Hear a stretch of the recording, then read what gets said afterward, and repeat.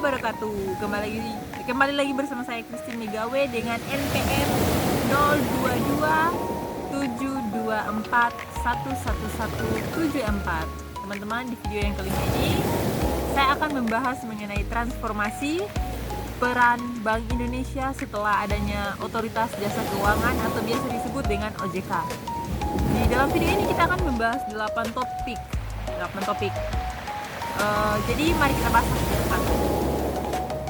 Oke, baik teman-teman, kita akan bahas satu persatu mengenai transformasi peran Bank Indonesia setelah kehadiran OJK, Otoritas Jasa Keuangan.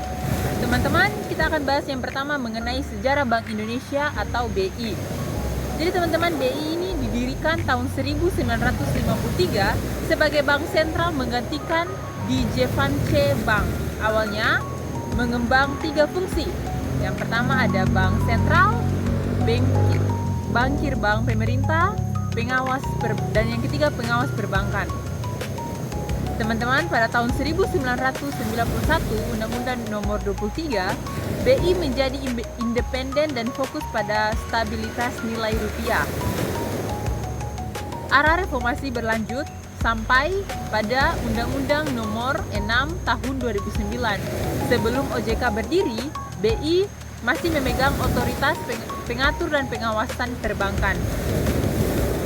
Yang kedua, kita akan membahas mengenai kehadiran Otoritas Jasa Keuangan atau biasa sekarang disebut dengan OJK. Jadi OJK ini dibentuk melalui Undang-Undang Nomor 21 Tahun 2011. OJK mengemban tugas mengawasi seluruh sektor jasa keuangan seperti perbankan, pasar modal, dan industri keuangan non-bank. Ya, teman-teman, mulai dari berproses penuh untuk sektor perbankan pada tahun 2013. Adapun tujuan dari itu, yang pertama, pengawasan terintegrasi, literasi industri, perlindungan konsumen, dan meningkatkan stabilitas sistem keuangan melalui regulasi komprehensif. Oke, tadi kan kita sudah bahas mengenai 1 dan 2 nih teman-teman. Di sini kan ada 8 topik, kita masuk pada yang ketiga. Yang ketiga ada peran baru Bank Indonesia pasca Otoritas Jasa Keuangan atau OJK. Setelah pengawasan perbankan dipindah ke OJK, Bank Indonesia fokus pada kebijakan makro dan fungsi inti sebagai bank sentral. Yang A menetapkan dan melaksanakan kebijakan moneter. Jadi ini mengatur suku bunga acuan atau BI rate, BI 7D, RRR. Adapun operasi pasar terbuka mengatur jumlah uang beredar. Kita masuk pada B, yaitu menjaga stabilitas sistem pembayaran. Pengelolaan sistem pembayaran digital atau biasa disebut dengan KRIS, BI Fast,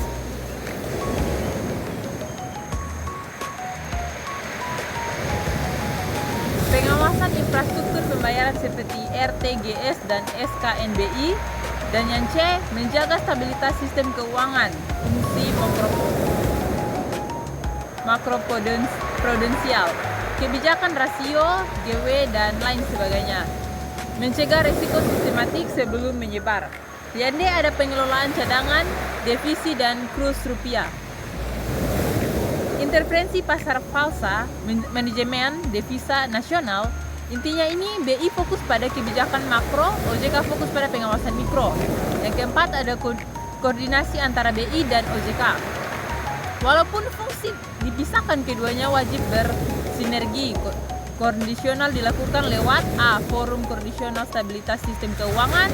Anggotanya BI, OJK, LPS, Kemenkup. Fungsinya mendeteksi kritis dan pengadaan apabila ada potensi gagal sistem. Yang B ada pertukaran data dan informasi. BI butuh data bank dari OJK untuk identifikasi risiko. OJK butuh kebijakan BI sebagai dasar mengatur prudensial. Yang C ada harmonisasi kebijakan.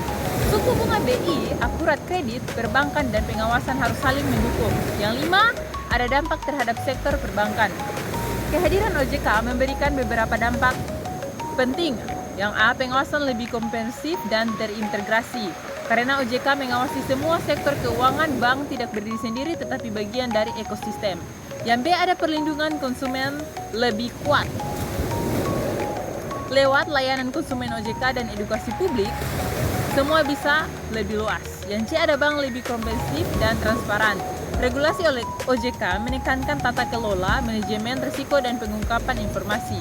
Yang D, ada sektor perbankan lebih stabil. Karena dibantu BI yang fokus mencegah risiko makro dan OJK menjaga risiko mikro.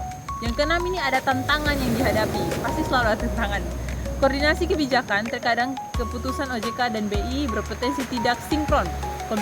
Komplikasi industri keuangan yang makin digital, risiko siber dan perlindungan data. Showdown banking dan financing di luar pengawasan ketat. Kesiapan sumber daya manusia di sektor keuangan. Pengawasan konglomerasi keuangan yang punya banyak anak usaha. Itu menjadi tantangannya. Kita masuk pada yang ketujuh, ada inflasi dalam kebijakan BI. Inflasi menjadi jantung kebijakan BI.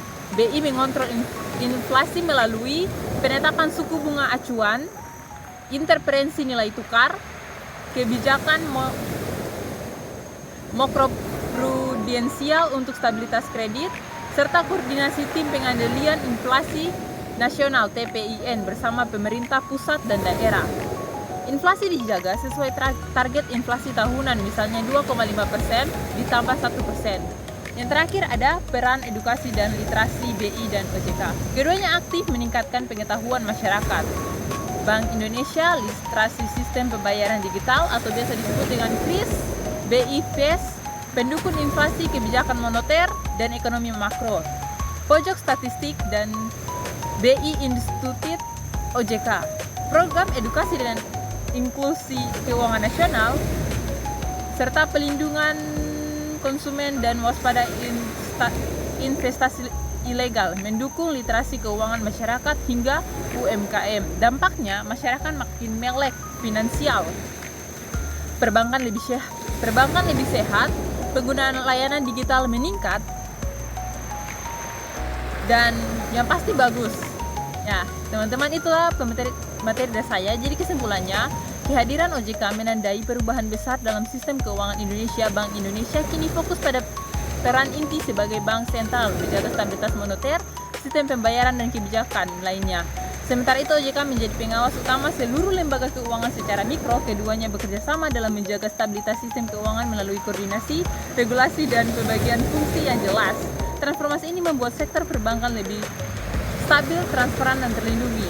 Tetap ada tantangan seperti perkembangan digital dan risiko.